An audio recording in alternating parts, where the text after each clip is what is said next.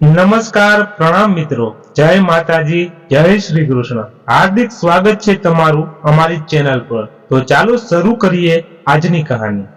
સવારના 9 વાગ્યાના સુમારે થાણેના ઘોડબંદર રોડ પર આવેલા કાસરવડવલી પોલીસ થાણામાં ફોનની ઘંટી વાગી. ઇન્સ્પેક્ટર સુરાસેએ રિસીવર ઉપાડી હલ્લો કહ્યું. ત્યાં તો સામેથી છેડેથી કોઈનો ગભરાયેલો અવાજ સંભળાયો. સાહેબ, હું ભાયરદર પાડથી બોલું છું. અહીંયા રેતી બંદર પરથી મળેલી એક ગુણીમાંથી ભયંકર દુર્ગંધ આવી રહી છે. લાગે છે તેમાં કોઈની લાશ હશે. ઇન્સ્પેક્ટર સુરાએ ફોન કરનારને કાંઈ પૂછે તેનાથી પહેલા ફોન કપાઈ ગયો. ઇન્સ્પેક્ટર સુરાએ પોતાની ખુરશીમાંથી ઊભા થઈ ગયા. તેમણે 3 કોન્સ્ટેબલોને સાથે લઈને રેતી બંદર તરફ જીપ મારી મૂકી. લોકોના ટોળા વચ્ચેથી માર્ગ કાઢતા ઇન્સ્પેક્ટર અને 3 કોન્સ્ટેબલ ગુણી પાસે પહોંચ્યા. તેમને રસ્તો આપવા બાજુ પર ખસેલા બધા લોકોએ નાક પર રૂમાલ દબાવી રાખ્યો હતો. ઇન્સ્પેક્ટર સુરાસેએ કોન્સ્ટેબલને ઈશારા વડે ગુણી ખોલવાનું કહ્યું. 2 કોન્સ્ટેબલ એક હાથે નાક પર રૂમાલ દબાવી રાખીને બીજા હાથે ગુણી ખોલી તો અંદરથી એક યુવતીની ફૂલી ગયેલી લાશ મળી આવી. તેના હાથમાં માત્ર લીલા રંગની કાચની બંગડીઓ હતી. આ સિવાય તેના અંગ પર કોઈ ગહણા નહોતા. મૃતક પરણિત છે કે કુંવારી તે કળવું પણ મુશ્કેલ હતું. પંચનામું કરી શબને પોસ્ટમોર્ટમ માટે મોકલી આપવામાં આવ્યું. ઇન્સ્પેક્ટર સુરાસેએ ત્યાં જમા થયેલા લોકોને જ મૃતકની ઓળખાણ વિશે પૂછપરછ કરી, પણ તેને ઓળખનારું કોઈ ન નીકળ્યું. છેલ્લા થોડા દિવસ દરમિયાન અહીંથી કોઈના ગુમ થવાની ફરિયાદ પણ નહોતી નોંધાઈ. આમ છતાં ઇન્સ્પેક્ટર સુરાસેએ આસપાસ આવેલા અન્ય પોલીસ થાણાઓમાં કોઈના ગુમ થવા વિશેની ફરિયાદ આવી છે કે કેમ તેની તપાસ કરી, પણ છેલ્લા 2-4 દિવસમાં આવો કોઈ કેસ નોંધાયો ન હતો.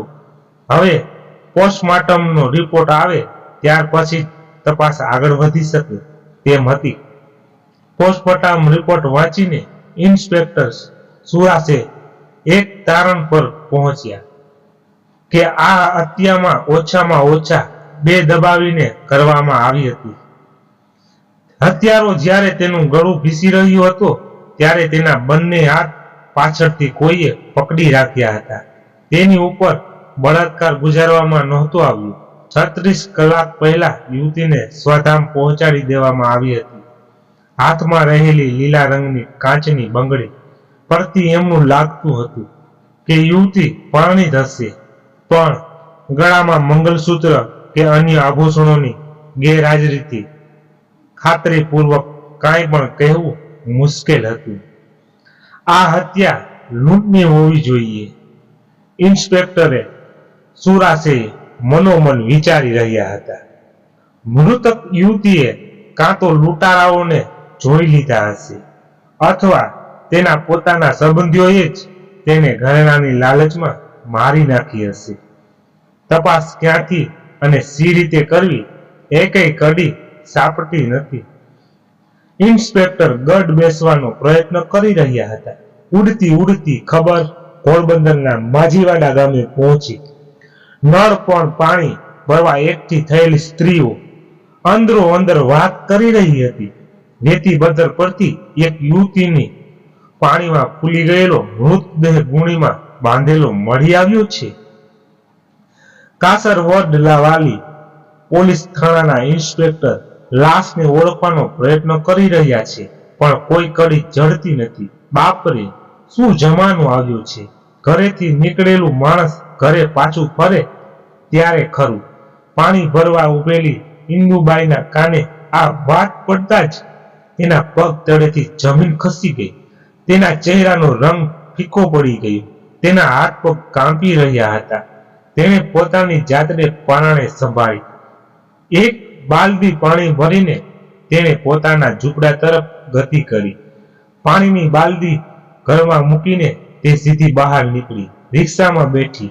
રસ્તામાં કાવેસરમાં રહેતા તેના માનેલા દિયરને રિક્ષામાં બેસાડ્યો. કાવેસરથી કાસરવડ વલીના 2-3 મિનિટમાં રસ્તામાં જ તેણે પોતાના મનની શંકા દિયર સમક્ષ વ્યક્ત કરી દીધી. પોલીસ થાણામાં પ્રવેશીને તેણે ઇન્સ્પેક્ટર સુરાસે સમક્ષ લાશ જોવાની વાત કરતા ઇન્સ્પેક્ટરને પળભર માટે આંચકો લાગ્યો. પણ તે વખતે વધુ કંઈ પૂછવાને બદલે તેણે હવાલદારને ઇન્દુબાઈની સાથે શબની ઓળખાણ કરવા મોકલી આપી. શબના ચહેરા પરથી કોન્સ્ટેબલે કપડું ખસેડ્યું ત્યારે મૃતકનો ચહેરો જોઈને ઇન્દુબાઈ ચીસ પાડી ઉઠી. મારી સંતોષીના આ હાલ કોણે કર્યા? ઇન્દુબાઈની વાત સાંભળીને કોન્સ્ટેબલની તેની સાથે આવેલા તેના દિયર સામે જોયું ત્યારે તેણે કહ્યું કે આ મારી માનેલી ભાભી છે અને લાશ તેની દીકરીની છે. પોક મૂકીને રડતી ભાભીને માંડ છાની રાખીને બધા પાછા પોલીસ થાણામાં પહોંચ્યા. ઇન્સ્પેક્ટરે તે વખતે વધુ કાંઈ પૂછપરછ કર્યા વગર વિના લાશ કબજો ઇન્દુબાઈને સોંપ્યો. સંતોષીના અંતિમ સંસ્કાર પછી ઇન્સ્પેક્ટર સુરાસે તેના ઘરે પહોંચ્યો. તમારી દીકરીની લાશ મળી ત્યારે તેની હત્યા થયાના 36 કલાક થઈ ગયા હતા, તોય તમને ખબર ન પડી? ઇન્સ્પેક્ટર ઇન્દુબાઈની પૂછપરછ શરૂ કરી. મારી દીકરી તો તેના સાસરે વસઈમાં રહેતી હતી. મને સી રીતે ખબર પડે કે તેની હત્યા થઈ ગઈ છે કે તે ગુમ થઈ ગઈ છે? ઇન્દુબાઈએ ઇન્સ્પેક્ટરને ઉત્તર વાળ્યો. તો પછી આ લાશ તમારી દીકરીની હશે એવી શંકા તમને સી રીતે પડી? ઇન્સ્પેક્ટર ચોખ્ખા શબ્દોમાં શંકા વ્યક્ત કરી રહ્યા હતા. ગુરુવારે હું નળ પર પાણી ભરી રહી હતી ત્યારે મને કોઈએ યુવતીની લાશ મળ્યાના સમાચાર સાંભળવા મળ્યા. એ દિવસે સવારના પહોરમાં મારો જમાઈ સુહાસ મારા ઘરે આવી પહોંચ્યો હતો. તેણે આવીને મને પૂછ્યું કે સંતોષી ક્યાં છે? હું એને લેવા આવ્યો છું. સુહાસની વાત સાંભળીને મને નવાઈ લાગી. સંતોષી તો અહીં આવી જ નહોતી. મેં સુહાસને આ વાત કહી ત્યારે તેણે મને કહ્યું હતું કે મેં ગઈકાલે એને અહીં આવવા માટે બસમાં બેસાડી હતી. તેણે તમને મળવાની બહુ ઈચ્છા હતી. તેણે કહ્યું હતું કે સાંજે પાછી આવી જશે, પણ તે ન આવી એટલે હું તેને લેવા આવ્યો છું.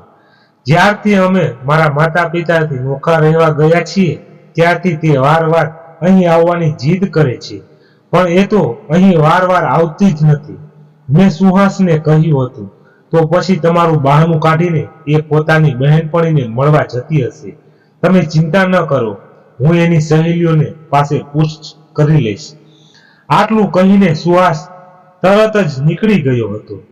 ત્યાર પછી મોડેથી મને લાશ મળ્યાની ખબર મળી ત્યારે મારું મન અમંગળથી આશંકાથી ભરાઈ ગયું. મારી સંતોષી આમ બહેનપણીના ઘરે જવા ખોટું બોલે એવી નથી. તે પોતાના ઘરેથી નીકળી હતી પણ અહીં નહોતી પહોંચી તો ક્યાં રસ્તામાં જ તેને કાંઈ થઈ નથી ગયું ને? મનમાં આવેલી આ શંકા દૂર કરવા જ હું લાશ જોવા દોડી ગઈ હતી. ઇન્દુબાઈએ સઘળી હકીકત કહી સંભળાવી. સુહાસે એમ કહ્યું કે અલગ રહેવા ગયા પછી તે વારવાર પિયર આવવાની જીદ કરતી હતી અને ઇન્દુબાઈ કહે છે કે તે વારવાર અહીં આવી જ નથી.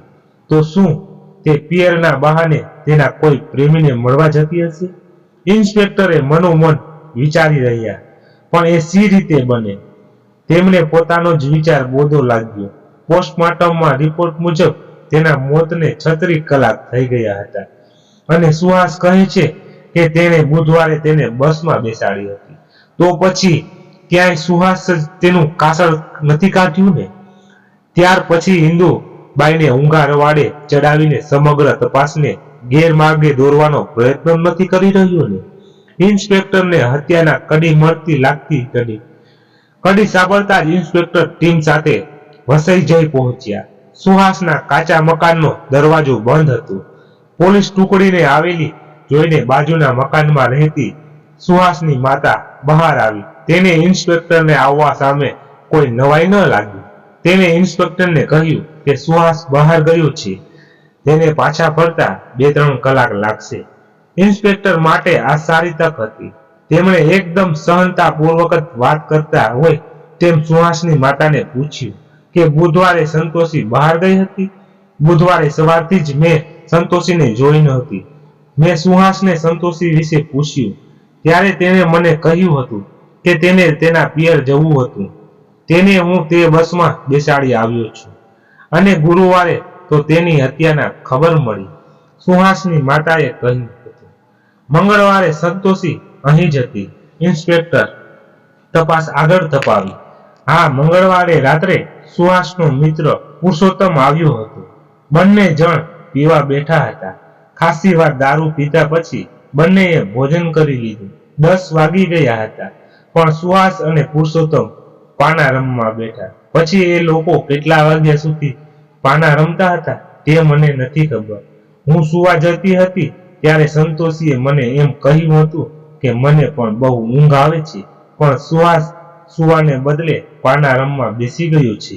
સંતોષીની આંખોમાં ઊંઘ ભરી હતી.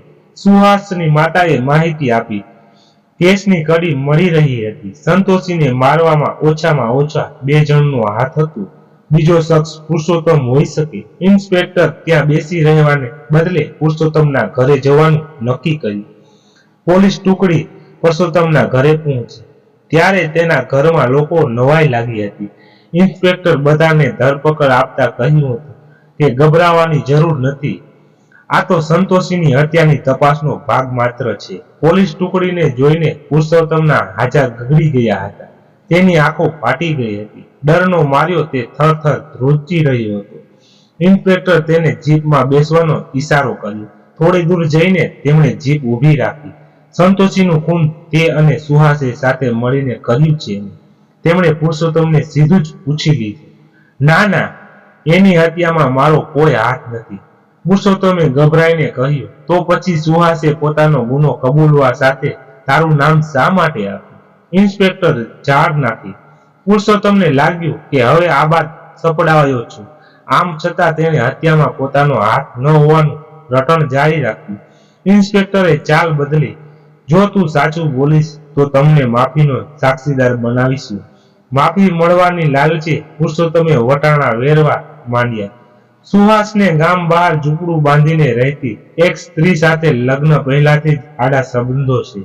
વિશાખા નામની આ સ્ત્રીને તેના પતિએ છોડી દીધી છે. તેના નાડે ચડેલો સુહાસ પોતાની બધી કમાણી વિશાખા પાછળ લૂંટાવી દેતો. તેથી તેના મા બાપે વિચાર્યું કે સુહાસના લગ્ન કરી નાખીએ તો તે સુધરી જશે, પણ એવું બન્યું નહીં. સંતોષી ભાભી એકદમ સરળ અને ઋતુ સ્વભાવના હતા. સુહાસને સુધારવાના તેમના બધા પ્રયત્નો બેકાર ગયા હતા. 1 વર્ષમાં તેમણે સુહાસને સારી રીતે ઓળખી લીધો હતો. સંતોષી ભાભીની માતાએ તેના પિતાના નિધન પછી ખૂબ સંઘર્ષ કરીને 3 પુત્રીઓને મોટી કરી હતી. બાપ વગરની દીકરીઓને ઓછું ન આવે અને સાસરામાં તેમને મહેણા ન સાંભળવા પડે એટલે તેણે નથ બુટી વીટી અને હાર જેવા સોનાના ઘરેણા પણ ભાભીને આપ્યા હતા. હવે પિયરમાં પાછા જઈને તે પોતાની માતાને દુઃખી કરવા નહોતી માંગતી. આટલું કહેતા પુરુષોત્તમ પોરો ખાવા અટક્યું.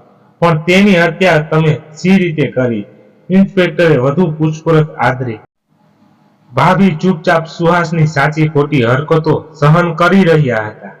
એવામાં વિશાખાની નજર ભાભીના હાર પર પડી.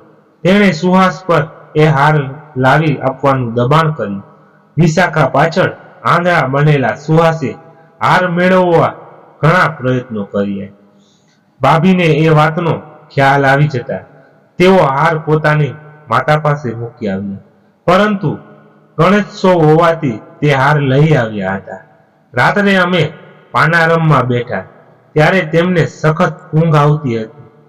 તેઓ જરાક આડા પડ્યા ત્યાં તેમને ઘસઘસાટ ઊંઘ આવી ગઈ. સુહાસે મને બચપણની દોસ્તીના સોગંદ આપી હાર મેળવવા મદદ કરવાનું કહ્યું. નશાની હાલતમાં હું તેને સાથ આપવાની તૈયારી થઈ ગઈ, પણ મને એ વાતની કલ્પના નહોતી કે તેમની હત્યા કરી નાખશે. તેણે મને સંતોષીના હાથ પાછળથી પકડવાનું કહ્યું. મેં તેના હાથ પકડ્યા એટલે તેણે એક ઝાટકે બેઠી કરી. તેના ગળા પાસે સુહાસના હાથ ગયા ત્યારે મને લાગ્યું કે તેનો હાર ઉતારી લેશે, પણ તેણે તેનું ગળું એટલા જોરથી દબાવ્યું કે ભાભીનો શ્વાસ રૂંધાઈ ગયો. આ જોઈને હું ગભરાઈ ગયો, પણ સુહાસે મને ધમકી આપી કે જો કોઈ જોઈ જશે તો આપણે બંને પકડાઈ જઈશું. પછી સુહાસે તેના અંગ પરથી બધા દાગીના ઉતારી લીધા. આ ઘરેણા તે વિશાખાને આપી આવ્યો. પાછા આવીને એણે ભાભીની લાશ ગુણીમાં નાખીને ગુણી સીવી કાઢી. રાતના અંધકારામાં અમે ગુણી લઈને ચૂપચાપ બહાર નીકળ્યા. રસ્તા પરથી જતી એક લારી ઊભી રાખી.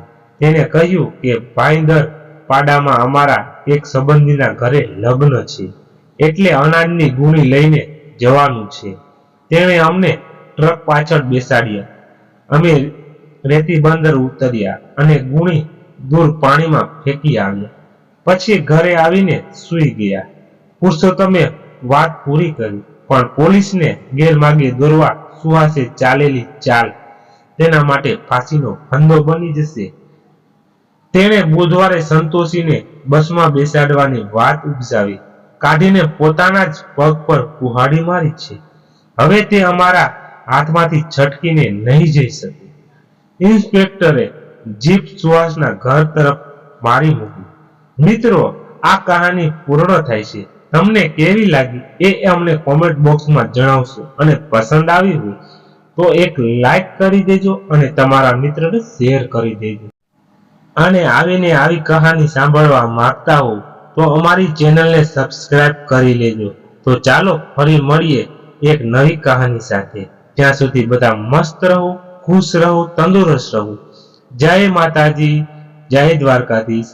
હર હર મહાદેવ, મહાદેવ હર હર.